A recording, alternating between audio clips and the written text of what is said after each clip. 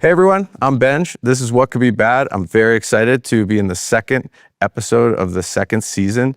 Today we're outside of Bonanza, Oregon. My band's on tour. O.A.R is traveling the country, and we've been having an incredible time playing shows for people. And one of the things that has made that so special is a new song that was co-written with a gentleman named Brady Watt, who is the guest today. I'm very honored to get to have a conversation with you, my friend. Thank you for doing this. It means a lot to me. Oh, my pleasure, man. Nice. My pleasure. So I just want to tell everybody, Brady is an incredible bass player, which is kind of one of those things you wouldn't think would work on a tour to have two of them on one stage. But there's so many incredible things we'll talk about that Brady embodies. But I think one of the coolest thing is, as a collaborator, we've really found a nice balance together on stage, you know, of using our instruments to broaden the sound and complement each other and the sound of the band without stepping on each other's toes, which is, I think, a pretty difficult thing to do as two bass players. But I think without the mindful approach that you have, it just wouldn't work. And a lot of that came out of just listening to how you recorded Gonna Be Me, you know, and the bass parts for that, which I'm honored to play and support, you know, the song itself. So I guess, you know, we could go all the way back a little bit, you know, to like where you grew up and all that stuff. But I guess I'd love to hear, because we haven't even dug into too much between me and you about how it was recording Gonna Be Me. I think that's a cool place to start, because it's a friendship, you know, that you built with Mark. It's a song about friendship. Well, can you share just, you know, the idea behind that song, how that all came up and came out? Yeah, Gonna Be Me started the right when I met Mark, within 5 minutes. Well, first off, my manager, Ian Schwartzman, my business partner, Yeah. he brought us together. He had met Mark. He had the idea to bring Mark, me, and DJ Premier together. DJ Premier is OG of mine. He's a legend. Absolute legend. Yeah, he's one of the illest. He's one of my best friends, and we've done a lot of work together, and our studio's right next to each other. Okay. So Mark came in, we met, said a few words, like really not much. It's pretty funny how little time transpired between us meeting and writing the song. So he opened his guitar case, and the first thing he did was play the riff, the opening riff. Yeah. Of the song. And It was that like, quick? That's it. Yeah, it was the first thing he played. And Awesome. And you know, I added some chords to it, some structure. Preem was in the next room.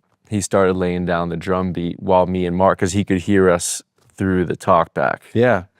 Because we were in the live room. Oh, cool. And it just came together. We laid down the foundation, and me and Mark pretty much went bar for bar. Yeah. Singing about, you know, just put ourselves in the headspace of our friends from back in the day, our day one friends. And Yeah. yeah, it was really cool just going bar for bar with Mark and tightening up each other's lines. And I love that. it happened really easy. Yeah. And Is that the case usually? not always. Yeah.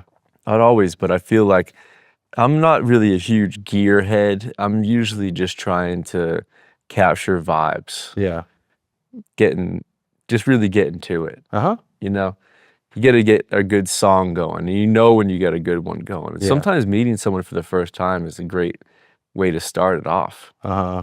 You know, Because like what, like you're trying to get to know them, and you're sort of doing that through the song. yeah, and there's a lot of energy from that initial collision. Mm-hmm. You know, so you might as well grab it. I'm always trying to grab moments, Yeah. whether I'm writing it down or recording on my phone. Uh-huh. That's why I try to record a lot. Try to do a bit every day, grabbing bits and pieces from every day. It's almost like a journal. I journal as well, but an audio journal, I just keep going. Oh, that's cool. Yeah. With your music, you have like recordings like as a journal type thing, or just the idea of being in the studio and working? Yeah, everything I make has the date on it, and I revisit them often. Sometimes I'll compose a musical part and then write a vocal part to it months later. Wow. Years later. Uh-huh. The thing is, from a musician, a composer, one of the most important things is being really organized. Yeah. So having a working knowledge of your catalog and what you think is promising and revisiting things, sending them out, it's just an ongoing process. And it has a lot to do with our day-to-day life. I get that. It has a lot to do too with our mind state. I feel better when I'm getting stuff done, which we talk about all the time. We like getting stuff done. It has to be a productive day or it's not a good day. Yeah, I think that's a big part of feeling good. So, yeah, man. I vibe with that. I definitely feel like if I'm not moving forward, I'm not moving, you know, I'm just stuck. I get that. Talk to me about you and Primo and how you became friends, because I mean, he's someone that anybody who knows hip hop looks up to. And how did you guys find each other in the world, and like how did the friendship develop? I think it's got to be a, you know, bit of a story to that. Yeah, I think a lot about, you know, everyone knows like the law of attraction and stuff like that. I think for me and him, he was my favorite producer of all time since I was a kid. You know, you can ask all my friends, like that's what we were bumping. And New England has a special thing for Primo, I think, as a gang star. So even though he's not from there, he's like a hometown hero in New England. He's important to us culturally. So the fact that we got together, it's not something I would have thought would have happened in my lifetime, but it did, you know. I was paving my way and we crossed paths early on. We met through an intern of his who knew I was a big fan. Brought me in the studio and I got a chance to talk with him for like an hour, talk about bass, talk about Jaco Pastorius and Jamerson. Primo really knows his stuff with music, man. He's like an encyclopedia. That's awesome. He knows all the session players. He's just very well versed in all the styles of music. People know him from hip hop, but he knows everything about all of it. Like if you like pick a record that most people would know or something like that, he knows the esoteric details of it, all that stuff. Yeah, he knows like the liner notes. He's got a memory. I don't know if he's got a photographic memory, but he's got something going on mentally. Remembering he can stuff. pick it out. Sounds a little bit like the way like the catalog of your work is in your mind. You know, yours kind of sounds like his mind in that way. That you guys can in pull a way. back in, you know, to those moments, those things, those little precise details of music. You know. Yeah, tapping into different you know, with music you catalog it a little different. It's probably tied into emotion, like, you know, you get in your car and you know what song you want to throw on that day. You know, so it's some part of your mind. I'm not sure what it is. I ain't a doctor, but it's musicians awesome are bass lines. But yeah, man, we met. It was and that was cool enough for me.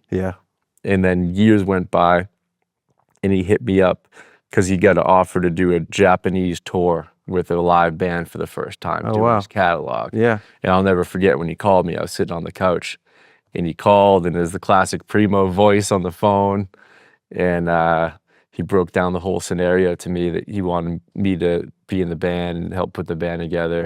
It was just a dream scenario for me in my career at that point. I was in my mid-20s. Dream scenario. So I just signed on, and next thing you know, we were in Japan rocking these shows, and one show at a time, just like us right now. We've become friends. Me and you met on the road on the 19th just now. It's only, what's it been, 20-something days? I mean, yeah, it feels like we've known each other a lot longer than that. But yeah, it's only been that. And I guess in that way, too, we kind of got to know each other through music. Yeah, you develop bonds with people on the road and performing quick.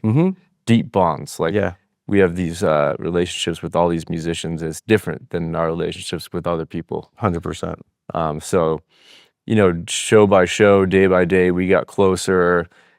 His manager, Ian, who was like my age, he was on the road with us. Me and him started building.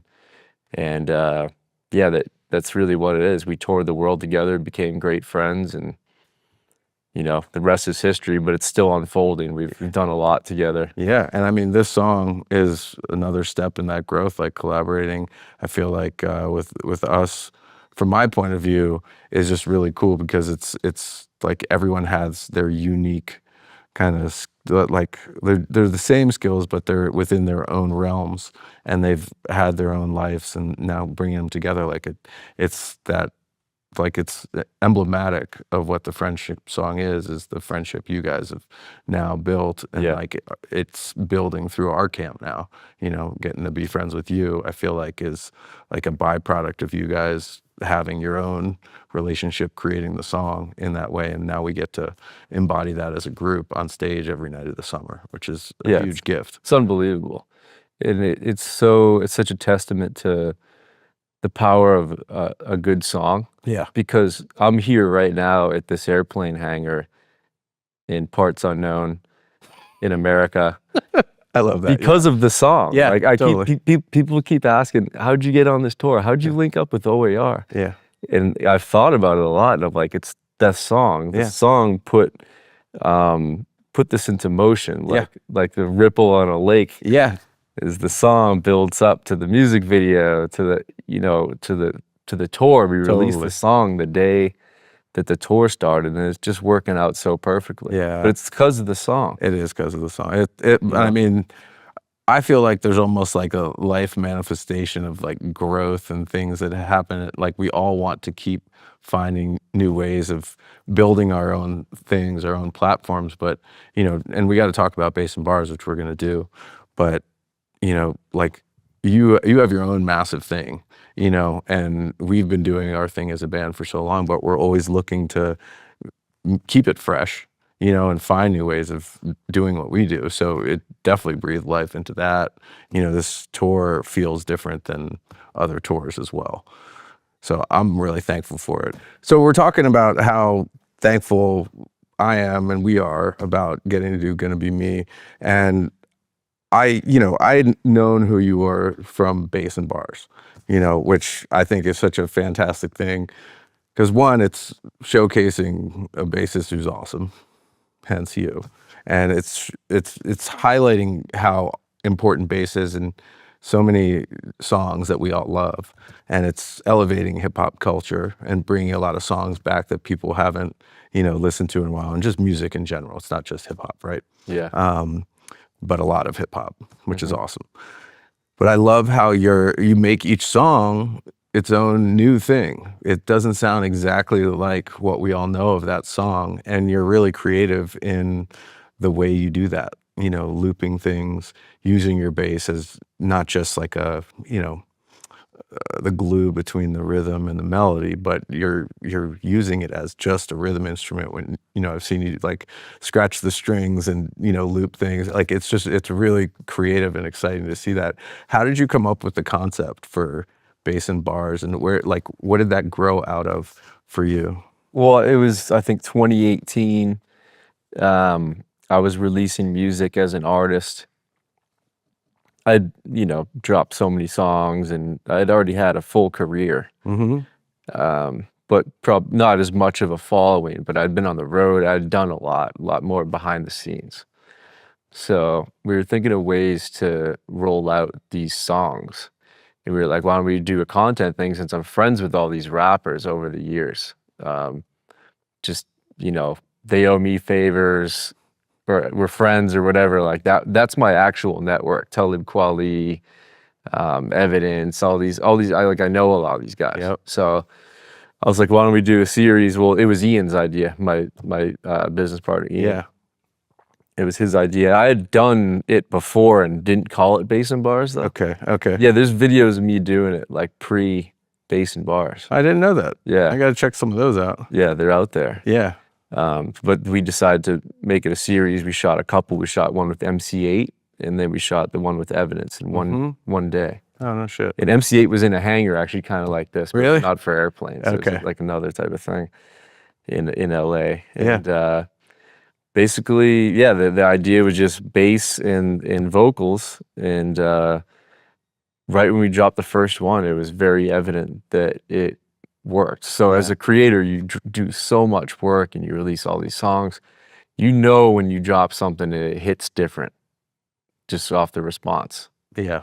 It was getting way more plays than anything I'd ever put out. That's so cool. And it was me with an underground rapper, Evidence. Yeah. But he's underground, but the reality, he's got so many fans from all over the world, and they know the song too. So people latch on to that. That's really special. And then we did the MC8 one. and we did Good Kid, Mad City, his verse from the Kendrick Yeah. Yeah. album. And once again, yeah, everyone just latched on, went crazy. So then we just kept on doing it from there. And I had to keep things fresh, and every record is different. So I'll listen to the record and think of ways that I can play the actual music of it. Okay. So that's when I started using the loop pedal, probably by episode 3, which I'd already been using in my career, Yep. to play melodies, just do different stuff, drum beats. Like there's so many. If you Yeah, look at there's bass and bars, totally. I've covered all this ground. It's really just out of necessity, Mm-hmm. seeing how much I can do from the record Yeah. I mean, without messing up the artist too. I really try to hold it down. You know, Right. I don't show off very much on that series. yeah. I mean, I'd love it if you did, but I respect that you're just holding it down. I think primarily that's what bass players are supposed to do. But Yeah. you had mentioned Jaco Pastorius, and he was able to hold it down and fly at the same time. Yeah, yeah. Right. Like he's all over the place, and it's a special thing to be able to rock in both worlds, which I know you can, and I've seen you pull back and I've seen you let it out, and it's quite evident you can still hold it down while you let all that out. So it's cool to hear that you're conscious of, like, what we use as a band is serving the song. Like you're always trying to serve what the song needs for what your role is. And I get you do that, but you also have to be mindful of covering other instrumentation, at times, depending on who you're performing with and how the setup is, which is a whole challenge for the mind, to like figure out and execute well. And I think it serves, the songs to do that. I respect that. What like what is the most challenging part of approaching, each episode of Bass and Bars? And I mean, maybe it does vary, but is there something that, like, something you have to, like, figure out every time, or, like, what are the biggest challenges you've dealt with over the years of doing this? Yeah, the performance part is pretty easy. You know, I practice a lot going into it, but the hardest thing is just getting the location, the logistics, and stuff like that. Yeah. You know, Yeah. sometimes it's easy, sometimes it isn't. Sometimes I'm going back and forth with these guys for years before it actually falls in. Wow. Which is why I don't really force anything. They all kind of happen at the right time, seemingly. Beautiful. Each one leads to the next one. And I just keep them alive, almost like the writing thing. I just consistently reach out to people. Yeah. Like, oh, you coming to town, da da da.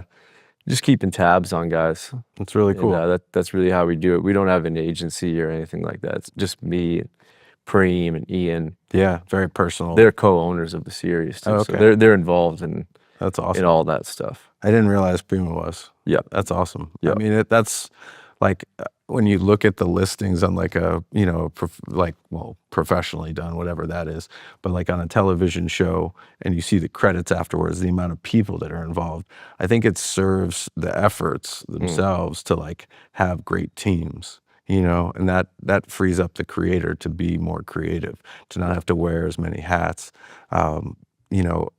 As a guy who's jumped in and out of different bands, how do you see stepping into that role of being a part of different teams? And, what is the approach for you, going into working with someone like Talib Kweli, who's fantastic, and we've been lucky to perform with him, but he's so talented and he sees so much in, what he's speaking about, but also, like, musically, I know he's in it with that. Is he very directive? I guess I'm asking like 35 questions because I have so many. But well, first off, I'm at a very privileged point of my career where I only do what I want to do. I only work with people that I really like.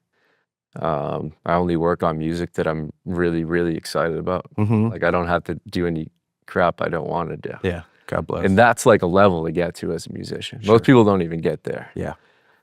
It's a blessing of being a band that you love and that it's just great camaraderie, Yeah. It's not always like that. Yeah. I guess I'm asking about that because that, like, when you did go through that, what was that like for your own, like, mental health? Like, stepping into other people's worlds, knowing it was work, but it's something you knew you loved doing, but it was maybe not like the forever right fit. Like, how did you deal with some of the challenges in that space?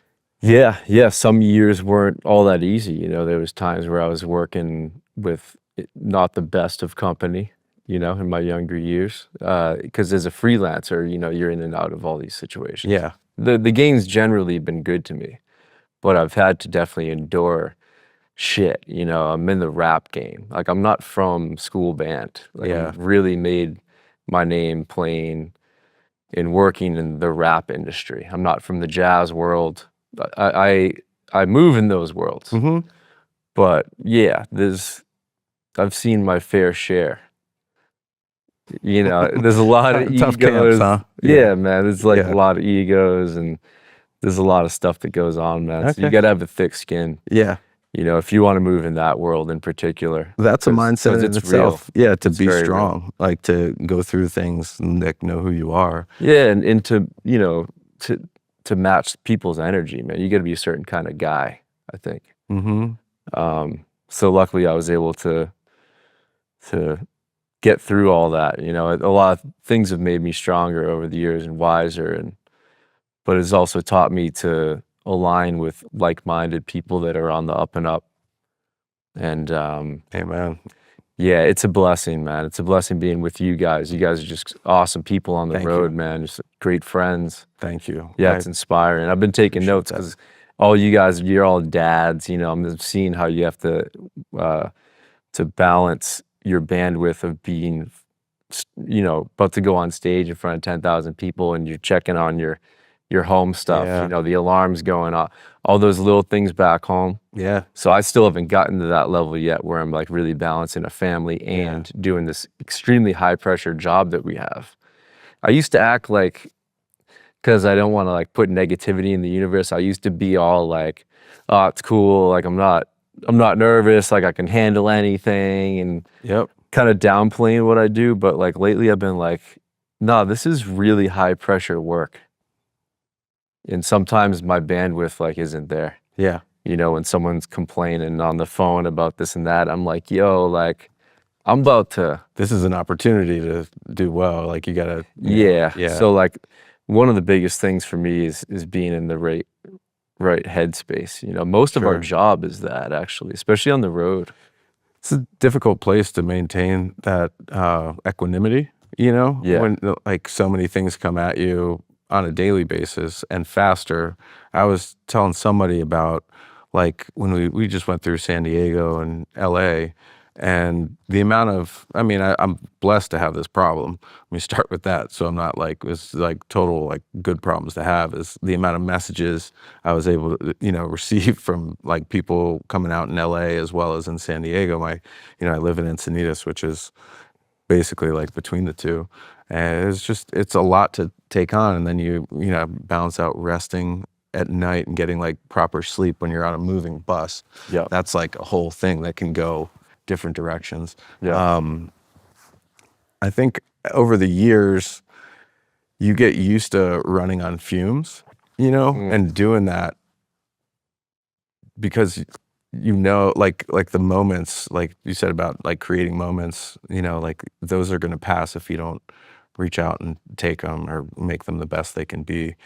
But it is a challenge, and it's also like one of those things like you don't want to tell people like how rough you feel it is. Nobody can really understand that unless they've been through it, Mm. and then it can sound like complaining or something, which is not what it's meant to be. It's more of like a venting of like your like true feelings about where you're at in your Yeah, well, they don't really career. know if you're always saying, if you're always the tough guy, they're gonna think you're the tough guy and they're gonna feel like they can throw anything at you and it's not gonna Hmm. mess you up. But lately I've just been just in the spirit of just being honest. Like this shit is hard to do, Yeah. bro. Yeah. I'm with you. It is. You know, but I used to kind of put that under the rug. Yeah. Kind of like diminish it publicly. Yeah, So like, people, no. And it's like, no, it's tough sometimes, man, you know. what do you find toughest about it? Well, you know, when you're going in, like leading up to the tour, I was very, practicing a lot, making sure I'm up there singing in front of tons Yeah, of people every night, which totally. is You sound awesome. very, thank you. Yeah. It's very vulnerable, bro, you Hmm. know. And then keeping your voice intact, keeping healthy enough Yeah, it's a lot leading up to the gigs, but I'm more comfortable now that we've done more of them. But definitely, I was stressed out the week leading up. Were you? Yeah, like anxiety about how it would go, and Yeah. all the things falling in place, and getting all the parts down and everything. Right. Yeah. So, Cool. I yeah, thought you that's stepped there. in really comfortably. You know, But for yeah, at I'm least good at the acting like that. perspective. It looks you were freaking out a little bit. a little bit, but It's okay. Yeah. really just I do that to myself to make sure I'm really prepared. Mm-hmm. I mean, the one way for me to get rid of anxiety is just be super prepared.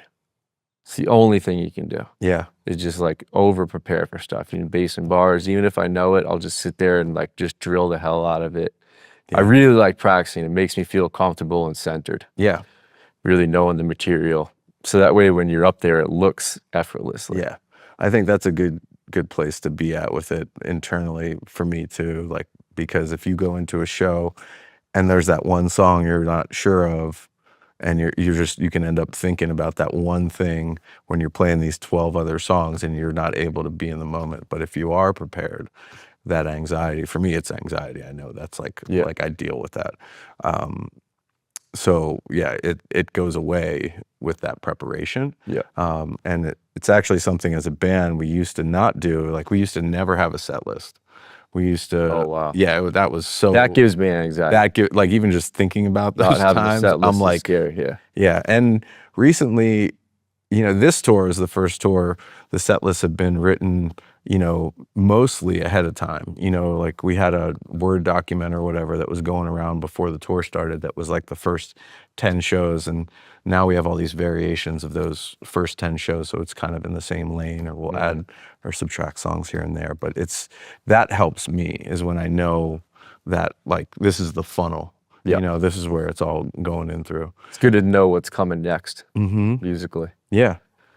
Also, I think over preparing is good, because then it's on autopilot enough to where you can really listen. So a lot of my mental energy goes to listening on stage.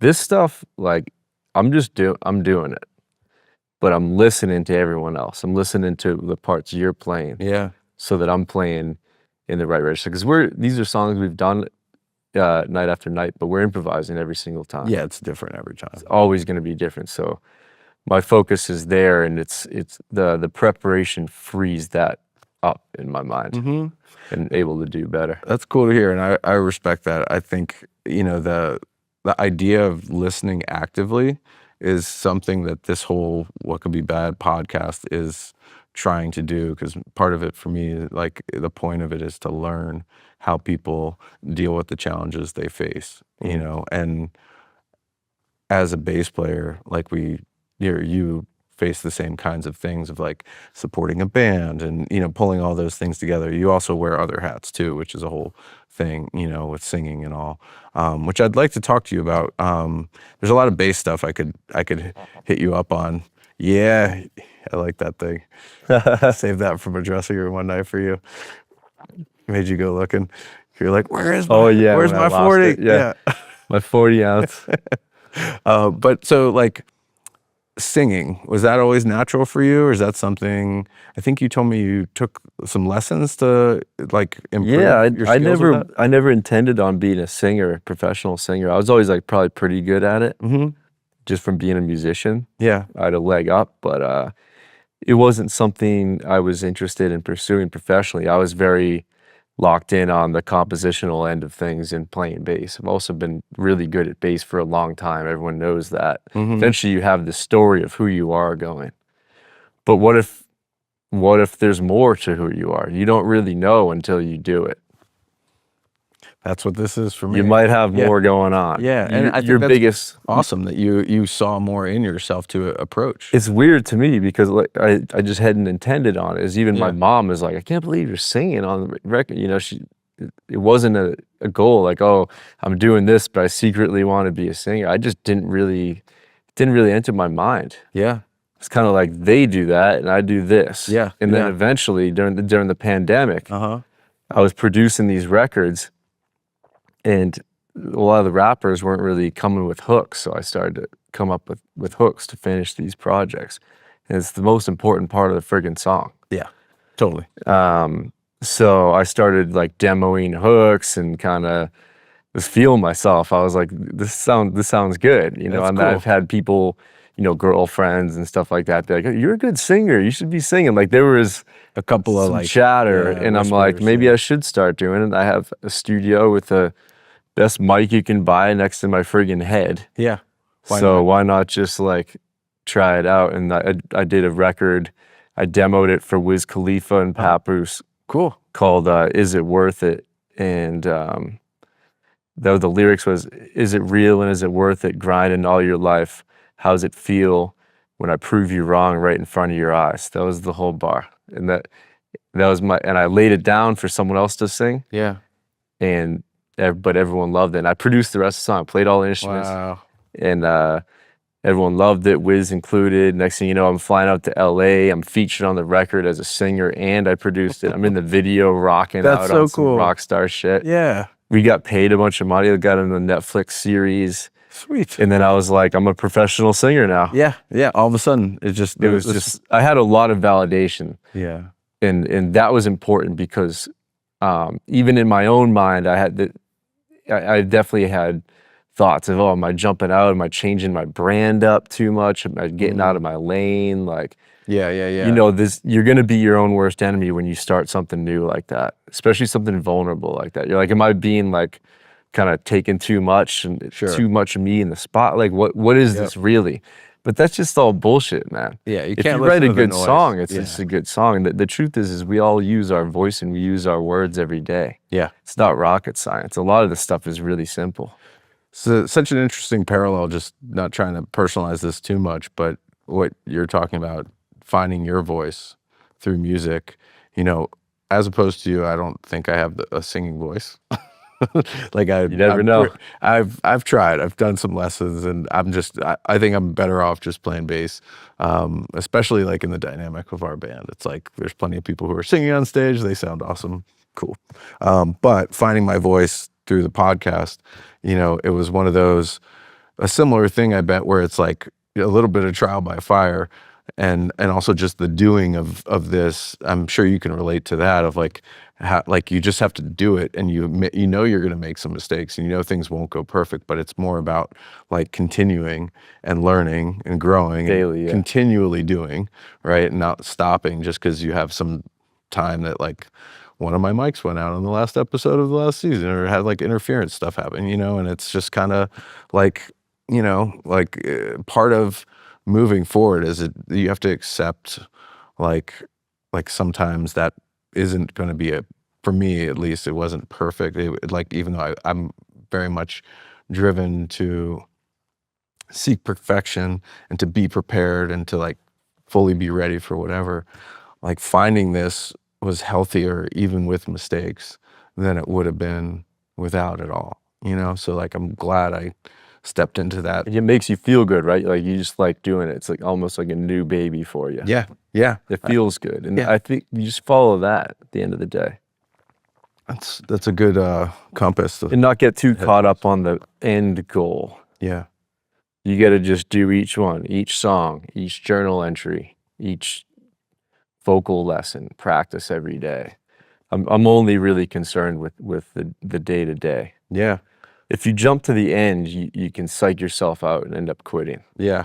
That's and I'll say I'm one of those guys, like I'm really like, oh, I never once thought about quitting the music industry. I never thought about quitting bass. I pride myself on not giving up on things, but singing is something that I definitely almost gave up on a few times during that period. And it was just my own mind. It was just my own psychology and self-definition and stuff. But I was really lucky. I had so much validation around me and people who believed in me. Got it. Because I don't think we always have that. I was lucky that I had the song with Wiz Khalifa. It's like, this is like a no-brainer. Yeah. And then I'm like, my first shows, dude, were like as a singer were with Mark Rebier opening for him. So I never sang in a coffee shop in front of an open mic. I was in front of 3,000 people the first time, dude. So we talk about pressure. I'm like, that's the type of stuff I'm like, I'm not gonna act like this isn't a lot of pressure, man. Yeah, like, totally. It was a lot. I remember getting ready for that stuff, man. What was that night like? I'd only been doing it for less than a year, and yeah, but I'm already a well-known musician, so anything I do is gonna be out in front of a lot of people. There's no like little trial period, you know, and that's also part of why I feel like I might have given up a few times. You know, it's like I already got all this going on. Why am I doing this? Yeah, yeah. Should But I then mess this with it? be like creeping up on this? What if this is bigger than this? Yeah, yeah. And it's proven to be several times. Like the singing thing is definitely working for me. Yeah, I think so. I mean, I thought what you've done was going to be me. Even if just Sounds on writing awesome. other people's shit. You know? Yeah, yeah. Even if that alone, it's worthwhile. Because writing for other people too, it's like that's a part of being in the business of music. Yeah. If those songs do well as a writer, that keeps your career moving forward and puts some ducats in the bank and all that. Yeah, the other funny thing that I tell people is if you want to double your publishing instantly, Yeah, start writing with words. yeah, Just I use words because 50% of the pie is music, and then the other 50 is the words. Yep. So if you want to double, yep. think. Yeah, just tap in. And guess what? We all use those words every day. Yeah, Like it's not that deep. yeah. It's really not that deep. And a lot of like the best songs are going to be Simple. simple. Yeah. Let's switch to a topic that's very personal, I know, for you, because it's something I'm sure had some mental health challenges with it, which is a big point of this mental health podcast. When you battled testicular cancer, what was it like finding out about that? What went through your mind and your body and your system, and how did you react to, you know, the knowledge that you had to fight? So I found out, you know, I just felt a lump down there. And for a while, I think a lot of men put it off. I'm a Muay Thai fighter, so I got bruises all over me and stuff. So, I just figured I got kicked or something like that. You know, you put it off for a bit. Yeah. But then I remember I was in Brazil and I had this one moment and I was like, all right, when I get back to the States, I got to go to the doctor. And then he touches it and it's just basically like, yeah, we're going to have to remove your left testicle right out the gate like that, whether or not it's cancer. I was like, oh shit. I'm proud of myself how I handled it. I didn't really get that freaked out. I think I was able to, snap on the defenses, you know? What, like, I use the term compartmentalize. Yeah. Like you like put the pressure of it in a box or something? Yeah, I was more worried about like my mom being sad about it, dad and stuff. Yeah. You have a close relationship with them. Yeah, I'm really close with my parents. And yeah, man, honestly, I just snapped in and got it done. Within 7 days, they did the surgery. And I thought that would be it. I was back in the studio, but then I got the call, like my cancer levels were still high. So meaning it's probably like floating around in there, might be somewhere else in me. So what's that like to find out after thinking, you're done and you lost a piece of yourself in that process? Yeah. Luckily, like losing the piece isn't too bad. Like I was cool with that. I'm not really like hung up on it, you know? Cool. Yeah, I get that. Everything works, thank God. Like nature gives us two of a lot of stuff for that reason. Because in the wild, something gets damaged and then you have another and it just works totally fine. So that's cool. It's definitely pretty fortunate. Yeah. And then, but the chemo thing, that was a bit of another grind. I was pissed because I had worked so hard on all this music. We were rolling out. We had all this stuff going on, man. And, for me, there's never a plan B. Like I got everything riding on this music, my income, everything, man. It's never. Yeah, taking a break isn't really an option. It's not a thing. Yeah. So I was kind of pissed about that. And I'm like, oh, geez, now I got to do chemo for these months and had to figure all that out. But luckily, God bless America, we're here. I have insurance. Mount Sinai Hospital really took good care of me. It was right by my studio. Actually, I did the same drive to my studio, except I took a right instead for those 3 months. And you got to go in there a lot, like 5 days a week. Yeah, what's it, like hours at a time, right? Yeah, it's like all you're getting an goddamn infusion. day. You're there all fucking day. Jeez. Yeah, like you drive in super early. I'm driving myself. I was by myself, dude. Wow. Driving my own damn self in through New York City traffic, going to the car park, going into the hospital, getting, You know, you go and you Infusions, feel like right? shit. Yeah. Is it just during the infusion, or is it like the day after is bad? How does it work? Because It's like during and the day after, and then it tapers off yeah. better. Is it nausea or is it something else? Yeah, nausea. You just feel like death, you know. Kind of kills you a little bit. Yeah. Oh, Yeah, it's pretty shitty. I'm yeah. glad I only had a few months of it. Some people are on that for years, man. And it'll really mess you up long term. Yeah, I've got some family that's dealing with it, you It's know. nasty. Yeah, it doesn't sound like anything good. Yeah, it's super shitty. So I feel fortunate, man. Yeah. So those 3 I months feel knocked it out. fortunate. 3 months knocked it out. It was a grind. You got to lock in. Sometimes life just deals you cards. I'm not worried about how it happened, you know, what caused it, who knows. But when something like that happens, you just got to lock in and handle it. So I treated it just like I did my career, just showing up, doing my best, eating as much food as I can, being positive as possible. Luckily, we locked in a couple deals. My finances were good enough. Weather the storm. Yeah, to get through it. So, because, you know, we don't got no like workman's comp. I'm a freelancer, bro. Totally. There's no plan B. Like, Yeah. there was no GoFundMe. You know what I'm saying? I just Yep. like took it on the chin, man.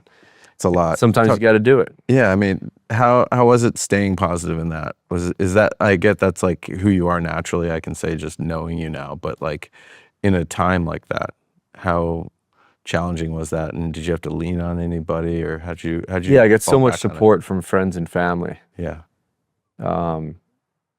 It wasn't, it sounds crazy, but yeah, I never really felt like I was gonna die. Yeah, I just kind of handled it, man. But I feel like that's because I'm able to push stuff out of my head. Yeah. Maybe that's a superpower. You know, I've definitely That's gained great. defense over the life that I've lived. Right.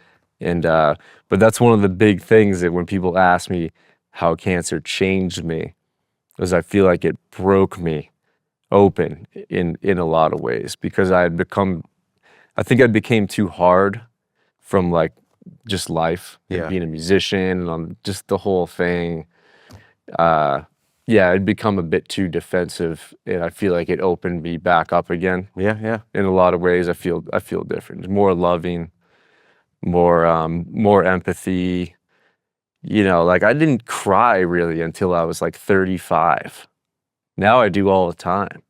Not even out of like sadness, but like gratitude, emotion. When Yeah. I'm writing, like I'm just more emotional and feels good. It just is what it is, man. It's just truthful. Yeah. So I feel like it did something to me. Once again, I'm not a doc. I don't even know if it's like chemical or something, but it broke me open in a good way. I think that's amazing. I think being able to show what you're really feeling, no matter what side of, you know, the spectrum it's on, joy, sadness, you know, all those things are a part of who we are.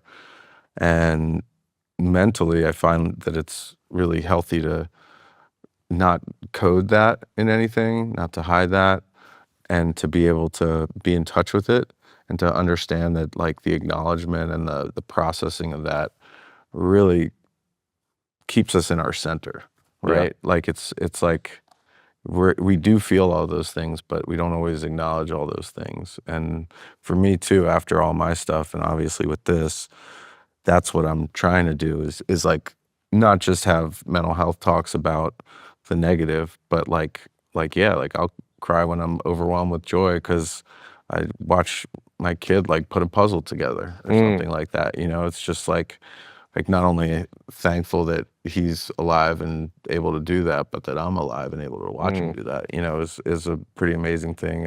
And different from you, I definitely thought I was going, because there was a good like 7 months where we didn't know what I was dealing with, and it just kept getting worse. And so I have some baggage from that. But do you, like, now that you're past all that, I know you're more in touch with yourself in these ways, like with Definitely, yeah. yeah, like, do you find any like for me, like I have like triggers of things that like bring up like the stress, like it's PTSD, but it's probably not as serious a PTSD as like a soldier may have or something like that, I would think. But I don't want to diminish my own pain. Someone told me not to do that, and I think they're probably right. But I also equate my life to like relative circumstances. And we're on tour in an airport hangar Yeah, we're today, blessed and in this life, we're man. not like in a third world country or whatever. So, and you hear this wind picking up? It's pretty cool. Anyway, sorry. It's nice to like have a conversation in a natural environment. I keep looking out. I know. It's Yeah. so dope, man. Yesterday when I took a walk at the recreational site, and I love tangents on this podcast, like it's just part of the reality of like this is a conversation. You could hear the wind coming from like a mile away. Like you'd see it move in the trees, and you'd hear that, and then you'd see like the next set of trees like moving, and you'd feel that, and then all of a sudden like you just like it just you could like I don't know, you just like felt that like the power of the earth moving, and it's really cool. It's amazing that we're here, man. It's amazing that we have consciousness. Like that's how I don't always articulate it right, but it's like it's unbelievable that all the history in the world and the planets and the stars and the ancestors and the cells and the insects, everything. Totally. And we're here as humans on the earth right now. In this time. Yeah. So we're the most powerful. Like I was talking to this real old Egyptian dude. And he was like, all those great powerful people, Alexander the Great, Cleopatra, Bonaparte, all of them, they're done. They're dust. You are the most powerful person because you're here today. They would all kill to be here now. Yeah. That's done. Yeah. So we're here now. Like we're in power. Like in that regard. It's very powerful, man. Yeah. It's not going to be here forever. Totally. So that's something I get emotional about. Is that, like all my friends and people, the elders, they ain't going to be here forever, bro. Yeah. I totally. love them, man. Yeah, me too. That's what fucks me up. Yeah, I get emotional about thinking about my parents. Yeah. And, you know, just loving them so much and not treating them as well as they should have been treated for quite a bunch of years when I was younger. Realizing later how precious the time is I get with them, being very thankful for that. And to your point, man, I'm with you. I was at this red airplane behind me. No, I took the orange one up with the big tires. I went flying today. I flew that airplane today for like good 3 or 4 minutes. And when we were landing, I was like, it's just absolutely amazing that we're alive in a time where we have access to these machines and like the things in our world that we get to enjoy and interact with, and the way we can connect with so many people through the internet, you know, and music and in so many different ways.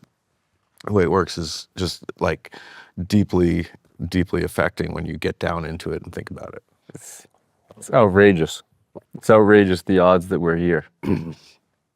What are some goals that you still have that you haven't reached, even though you've obviously, like, you know, reached a point in your career that's amazing and fantastic and a lot of people strive for?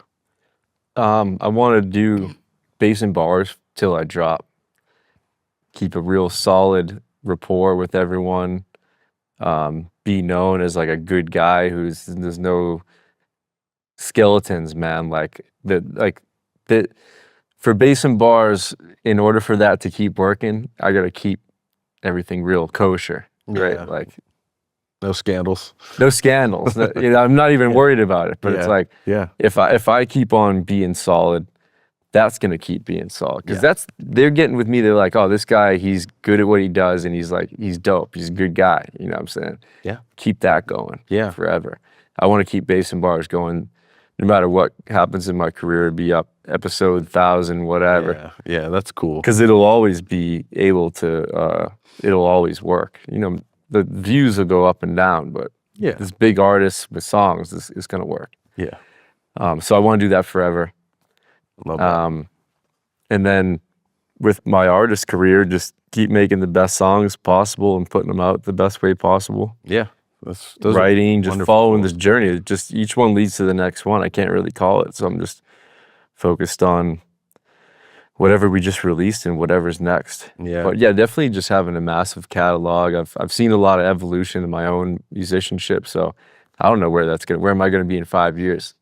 from now on. I'm Hard gonna to be way say. better at singing and writing. That I do know. I get better at stuff. Doesn't matter what it is. That's really cool, man. Yeah, I it's just gonna get better, I think, and bigger. Yeah, I see that happening. I don't think you're gonna have a problem maintaining being an awesome dude and good guy to people. It's just Yeah, it's like a personal goal. Yeah, It's like, I hear you. keep it real solid. You do, man. I can't see that shifting, or you know, like the only way that would be perceived as shifting is if someone was bullshitting just to smear you. That'll probably happen. Yeah, like I feel like unfortunately we live in a world that Once you does get happen. big enough, Somebody's gonna try to F with you. they try to tear you down. Yeah, I'm Doesn't sure. happen. Yeah, I'm sure there's a lot of stories we both know of people we've already mentioned in this podcast that we don't have to go over, of just the side of human nature that, you know, is questionable in its own right. But that's another thing for mental health, like as an artist, you have to think about too, right? Is like you have to be so actionable about staying in the right, you know, that like, you know, like that's your goal, that is your path, that's what you're gonna do. But we're also aware that some crazy person can completely throw a wrench in a career with like a lawsuit that might be completely frivolous, but we all know bad news travels faster, you know, and it can really like wipe out a reputation. And we've seen that happen with numerous celebrities, and it's a lot harder to make up that ground than it is to actually lose it. Yeah, there's someone I know that he's a manager, and he got put on trial for murder, and he didn't do it, or no, it was like self-defense or something like that. So Okay. what I'm saying is, it went viral when he got the charge, and then some years went by, like he was totally found innocent. He was defending his family, something like that. But that part didn't go viral. Right. Everyone still just thinks he's a murderer. Yeah. What is it about our like, culture and society that we can't be like, hey guys, like we should clear this up? Yeah, like he's innocent. Yeah. You know? But then that part don't go up like the first one. So that's messy. yeah, it's scary. Yeah. It's a little scary. I think that's all the more reason to stick to your, you know, your way of being, you know, in that, like, if that time comes, like you have so many friends that are going to back you. Yeah. You know, that like it also personally, you know who you are, and you're always going to be like that as a good thing. And the other thing I'm learning big on from you is that idea of like staying in the day that you're in. You know, that's really meaningful to me, because like I'm aiming at all kinds of things these days, and a lot of them take a lot of planning. Yeah. But you can't do something like that's that far out and like get everything done that needs to happen in order to do it. But what you can do is like set daily goals to reach that big end goal. Right. And if you do that and you don't stress yourself out trying to tackle the five biggest aspects of what the end goal needs, right, in one day, you're just really trying to like set things up so you can knock all those out in the weeks ahead or whatever that is. Yeah. That's a lot healthier. I think that's a really great way to approach living. And it's also, just like you're saying with music, like a way to be able to go back to a day where you know, oh yeah, like that day I wrote this one thing that would fit with this song, and I can pull that out of the catalog and, you know, like make it a practice where it's like a part of your history, a part of your journal. That's really cool. I think that also applies to like working with your own mind, you know, and being able to set small goals to make improvements over time so you can reach your big goals. You know, like having a better daily routine doesn't mean you become your best self the first day you do it. It's like you start on that path and you do that 1,000 times. Yeah. And all of a sudden you're like living a better, healthier life on a daily basis. And it's not like you're trying so hard. It's like what you're saying about getting used to practicing, and doing that regularly sets you up for the greater success. The consistency is good. And sometimes you'll psych yourself out of staying consistent, but you got to know if you show up, you're going to feel better, and you're going to get better results. Yeah. Something in your mind tricks you. Oh, I don't want to do it today. And some days you're tired, you know. Yeah. You know, you're not. I try to 5 days a week. I have a certain regimen. And on the road, it's been different. Oh man, yeah, that's It's the whole been hard, part man, of it. But yeah. like I gave myself a little break, and now I'm gonna get back into writing more, even on show days. I mean, it only takes me about an hour to do these things. Yeah. I got my mic and my laptop, so now I'm going to get back in that mode because I need to. Yeah. But when I started doing that, I check stuff off daily. I have like an app, and this has been worked on for years. Now I have it as an app, but I've been checking stuff off forever. You write it down, you do it, and you check it off. Yeah. Like it's like the physical action of that. Yeah. So it's like it's the incremental growth thing. Yeah. And I can rattle those off. I know exactly what it is. That's cool. And I feel great if I can get those things done. Great. Even if I spent 15 minutes on a vocal idea, that could be a hit record. It's happened before. It doesn't always take 8 hours. Like sometimes it's just one piece. You got to just put it down. That's really cool. I'll keep that in mind too for my own musical stuff. You can tailor it any type of way towards whatever goal. You can look at how to reverse engineer it. Whatever goal you have, you can make a list of things that you do every day, and it can. I think my whole thing amounts to like 3 or 4 hours, and it's like if you did all that, you're crushing. Yeah, totally. And that speaks to feeling good by being productive, by being focused, and also if you check it out, you ever feel at the end of the night you'll get anxiety because you feel like you didn't do enough? Oh yeah, then you can't fall asleep because your mind's racing on the 3 things you wanted to do that you didn't hit. And it's kind of vague, like what's enough? That's why I like having an actual list. I'm just done. Yeah, that's cool. My thing is I write these lists and I go through, like, I have my like space brain of like it's like way too many things to get in the day, and I should tune this a little different, is like pick the things that I want to make sure I check off that day instead of seeing the list. Like some of them are checked off, but then there's like a whole bunch of other ones that I didn't get to. It's hard. I write big lists. Yeah, it's hard to do. Yeah. You don't always get to all of it. Yeah. I ain't perfect with it, but that's what I strive for. I love what you strive for. It's a And the ice approach. bath is on there now. Yeah. And you guys, we've been ice bathing Or it ice up. baths have been real.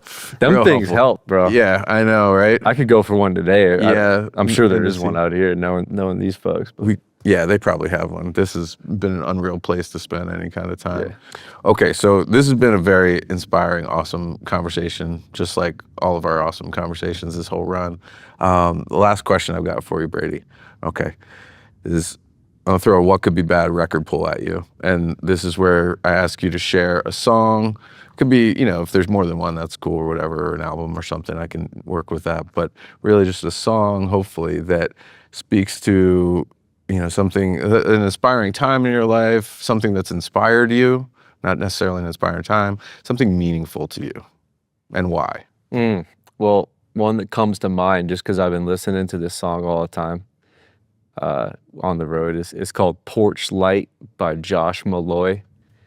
And I just heard it on Spotify. I don't even know how I heard the song, but it's about touring, and you would like the lyrics because you can tell the guy's currently on the road because it's all the crap that we do.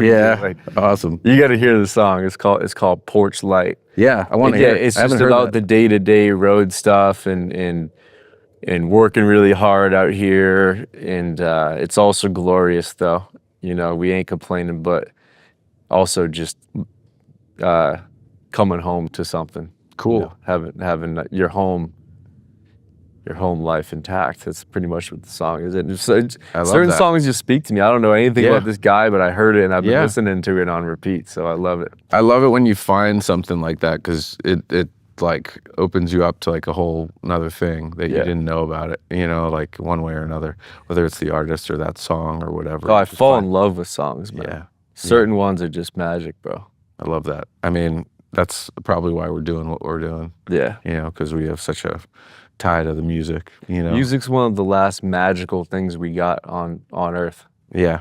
Because I'm in it neck deep, you're in it neck deep. We still can't really explain what it is. It's true. It's just something magic that I'm grateful we have. Yeah, totally, man. That's a good point that sometimes I don't think about because you get so caught up in doing it. And, you've got your list of things for the career that you have. You got to do those, but you don't think of the bigger picture all the time of how like wonderful music is for the human race and just in general for I think, you know, like communities. Like I always think about, when I think about music, I think about community, because it's like that old thing, like if a tree falls in the woods, no one's there to hear it, to make a sound. Like if you have this beautiful music and no one ever gets to hear it, is it really doing anything? So why do we make music? It's so we can be with others, so we can connect with others and feel something. Hopefully, like Mark says, anytime we do that together, we feel better leaving that situation than we did when we got there. That's one of the bigger things I always think about with music. But you're right, like I couldn't define what that is, you know, like it's so, it can be so different, you know, for each person who tries to say what that is. So how could it be one thing? Right. You know, we're all just lucky to have it. Yep. That's the truth. Yeah. Gotta leave room for some magic too in life, man. Yeah. You know, the day-to-day stuff, we do that, but then also sometimes you just get a friggin' royal flush, man. Yeah, Sometimes totally. sometimes it's the opposite. Oh, totally, yeah. But I know I'm always open for the best things to come my way. You know, man, I see that in you, and I think we're lucky that we've crossed paths with you and gotten to make music together, you know, not only a recording, but to tour, which is a whole other type of music to me when you get to play live with people. You know, I think it's really just been a magical summer, and we're at the top of the hill and we're about to start coasting down. You know, this 2-day break has been really special. You know, there's so many good things that have even just happened right here that Oh my God. people will understand later when they see the other thing. Actually, they'll probably see that before they see this, so we could probably say This will be out, yeah. Yeah, because So this is where we shot Bass and Bars episode 61. yeah, man. And what could be bad? Season 2, episode 2. Oh yeah. Yeah, 2 in a row, bro. I love it. Yeah. So thank you so much. I definitely enjoy every conversation we have, but this one, absolutely. And I hope people can pull out wisdom from all these things you're sharing about yourself, because I certainly did. And that's the whole point of this, man. So Thank you, bro. thank you. Much love, bro. My boy. Yeah, back at you. Later, guys. Thank you so much. Tune in next week. We'll have another episode. We'll see you there.